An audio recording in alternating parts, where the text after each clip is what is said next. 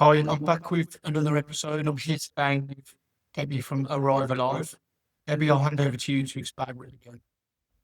Arrive Alive is a charity that was founded by myself. We provide community first responders with vehicles. We do defibs, bleed kits in the communities. Now, the reason behind the charity was a situation I was in with my daughter who was very seriously ill. We couldn't get an ambulance, but it wasn't the ambulance service's fault. It was down to the fact of I repeated what a GP had said, which at that stage we thought it was just a virus, but my daughter became delirious.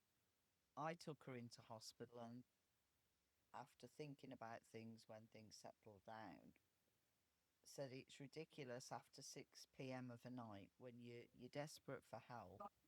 You don't really want to call an ambulance. So what's the alternative? Well, there actually isn't one unless there's a walk-in centre that you can get into. So I discovered community first responders, approached them, asked what they did. I met with them, and the thing that they most needed was a vehicle. The vehicles are based in the communities, so the more vehicles that are on the roads, the more lives will be saved. They mainly go to category 1 and category 2 calls. Category 1 being a danger to life, heart attacks, anaphylaxis, acid attacks, stabbings, all the awful things where people can lose their lives quickly, they attend to. The people that operate the vehicles are all volunteers. They're trained by the ambulance service. They've also got in the vehicles a radio system which is the same as a normal ambulance, as public know a normal road ambulance. Difference is ours are cars, estate cars, 4x4 cars, they're all different for different areas they cover. Based in the community, so if you've got a responder who lives 2 minutes away, he can be at your door in 2 minutes. The standard time for a normal ambulance is 8 minutes. So there's a great difference and a great need when somebody's having a heart attack and they need help quite rapidly. So yes, our cars do the job at no cost. Obviously, the cost comes from the equipment, the training which the ambulance service cover, and the vehicles. The vehicles on average cost about 20,000. Then you've got the cost of livery on top, which is 1,800 to £2,000,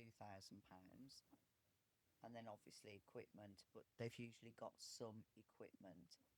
So Arrive Alive has now got 15 cars that we've funded, 35 publicly accessible defibs and bleed kits in communities that are all maintained either by ourselves or the responders. So there's no cost incurred for those once they're in situ.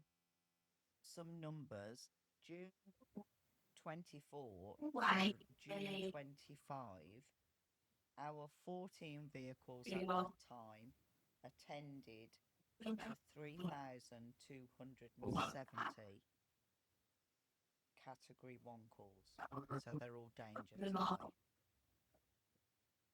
From January this year to June this year, the 14 cars covered just short of 10,000 hours on duty. Some of the vehicles have one responder, some of them have two, but there was nearly 10,000 hours of time covered. So that's just an example of the difference that the cars are making. They can be on scene before a road or air ambulance, and we are covering the same area as West Midlands Ambulance Service, which is 5,000 square miles. So it's quite a large area. Um, some of the cars are in Birmingham, some in Solihull. We've got some in the Black Country, Stafford, Warwickshire, Coventry, Herefordshire, North Warwickshire, and Worcestershire. That's where ours are based at the moment. But obviously, the need is great, so we continue with the fundraising. We do annual events, one of which has now become our annual dinner, which the next one is October this year at Birmingham City Ground. We've got an annual run that we do. That's usually the end of June, which we've just done. Also, we have a golf day, which is taking place in about 2 weeks' time, which is an annual event. We do afternoon teas, anything and everything we will do to get more vehicles on the road and get more lives saved. That is what we do in a nutshell. But for more details, you can look at our website, and most of the details are on there, or give us a call. All the numbers, email addresses, LinkedIn, all the social media channels, you can find us and see what we're doing and what we're up to. But any help would be greatly appreciated, not just for the charity, but for the saving of lives, for the responders to go and do, and help the public. So we would be grateful if anybody would like to get involved with us. No, it's obviously a great need, and these cars are needed. So, in terms of money you need to raise, I'm guessing from what you're saying, the only cost is to keep adding more and more vehicles that are needed, we're rather than running costs. very small charity. Like I said, we started with £5.82, which we're quite proud of when you think from nothing, we've now got 15 vehicles on the road and 35 defibs, which it's growing, and it's growing slowly. Like I explained earlier, unfortunately, my daughter's been in that hospital a great deal, so that sort of had to be priority. And then when she gets back, we start again. But we've got some great people. We've got some wonderful responders. We've got the support of the ambulance service. Like I say, they're all trained by the ambulance service, the volunteers. So we've got to do it. The cars are desperately needed. So we get money, we buy a car. And that's how it's working, or defibs. We get a call most days asking for defibs, but like I say, 35 defibs, you're probably heading towards £50,000 worth of equipment that we funded.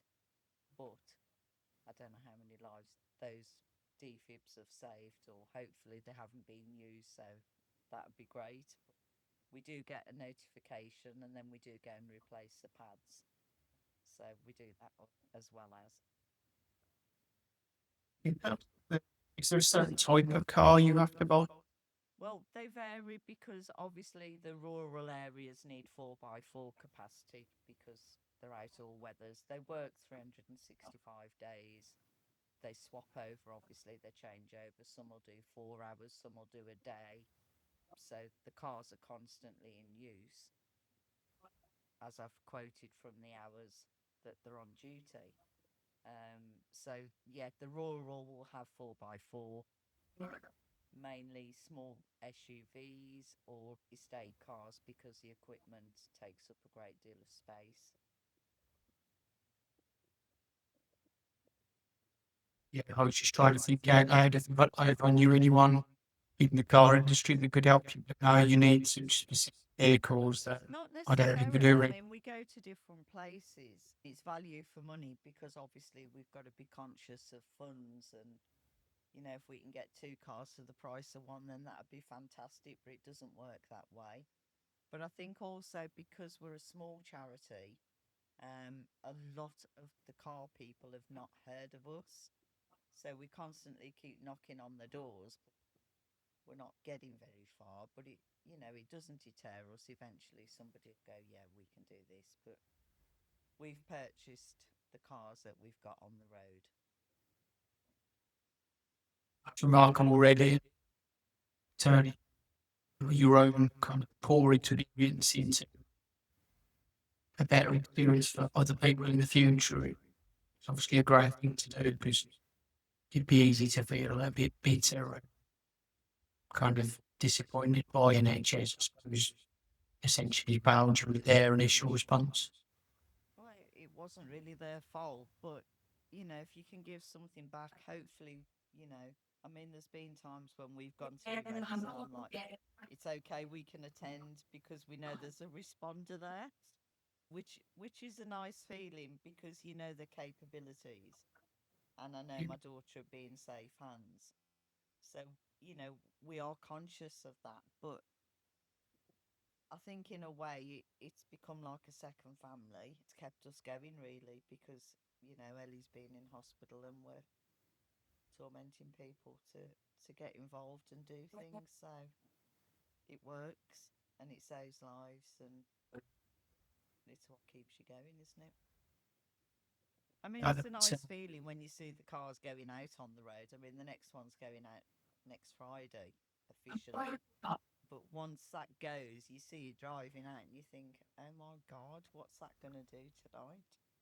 Is it going to save a life or several lives or what's it going to be called to? And most of the responders will tell you stories or things that they've attended to. Some of them are not very pleasant, but it's nice to know that we're doing our bit to support the public because it's not a very definitely. nice place to be, as you're probably aware, when you're in that situation and you need help. It's really terrifying because it's okay knocking on your neighbour's door, but if they're not medically trained, it's the same as talking to the man on the street, isn't it? But it's nice to know that we've got these people who are trained by the ambulance service. The more areas you can cover, better. Because at the moment we have a system where your chance of survival is often by your postcode. Yeah. And I was lucky when I had my cardiac arrest that it was in the Belfry. I was lucky that there was 2 nurses in the car park of a training course. Lucky that they could land the air ambulance on the golf course. So what happened to me was horrendously unlucky. My chances of overall was really slim, and then I got lucky because of the other Yeah. extenuating factors. Well, it can happen to any of us. I mean, you keep hearing of people, well, I do every day, they know somebody or them personally have had heart attacks or something awful. But we're doing our best to try and keep people alive. That's what it's about, and raising awareness. We also do CPR training as well in the workplace or golf clubs or wherever they want them, schools. The more people who know how to use a defib, the better.